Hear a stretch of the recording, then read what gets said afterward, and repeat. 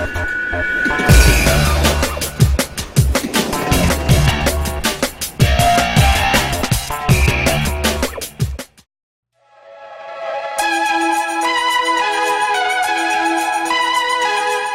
French have always had something of an affinity with the MPV, and for many, France was the birthplace of the people carrier back in the 70s. And while Renault and Peugeot have built them with varied success, Citroen has proved the most popular with the C4 Picasso. There are two versions to go for, and which one you plump for will depend on how you're going to use it.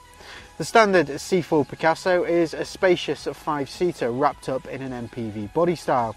So that means loads of leg and headroom and a huge boot and more storage bins than you'll know what to do with.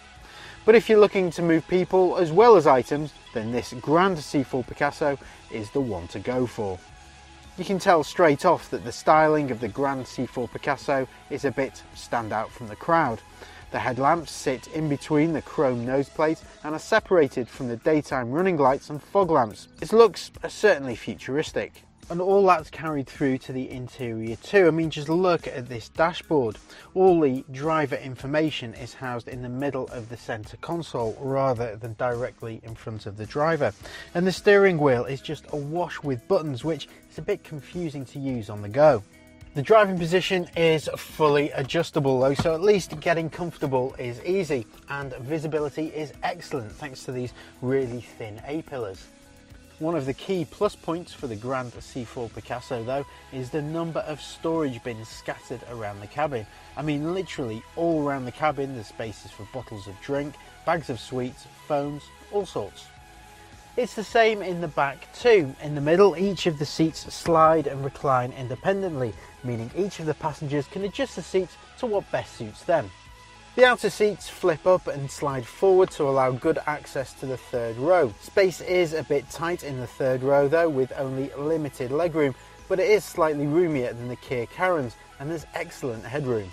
With all 7 seats in place, the boot has 165 litres of space, which expands to 793 litres with the third row of seats lowered, and 2,181 litres with all the seats down.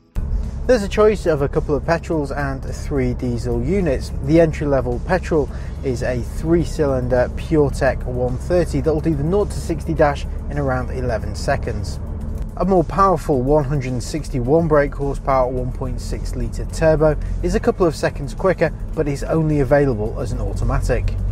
The Blue HDI 120 is more powerful and is available with a 6-speed manual or auto, and both will do the 0 to 60 dash in around 11.5 seconds.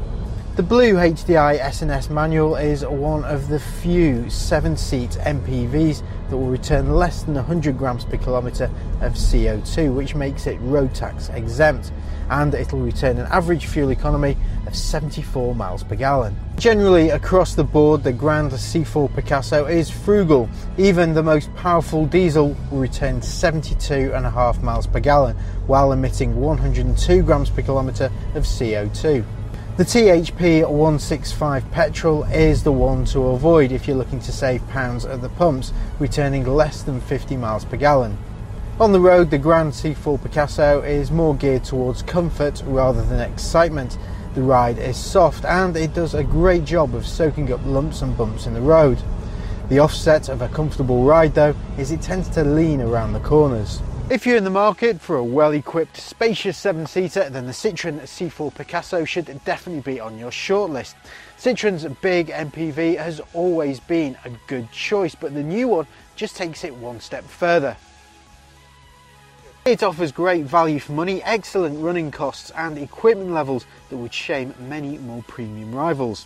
The downside is a disappointing driving experience, the limited space in the third row and the quirky steering wheel, which is a bit love it or hate it.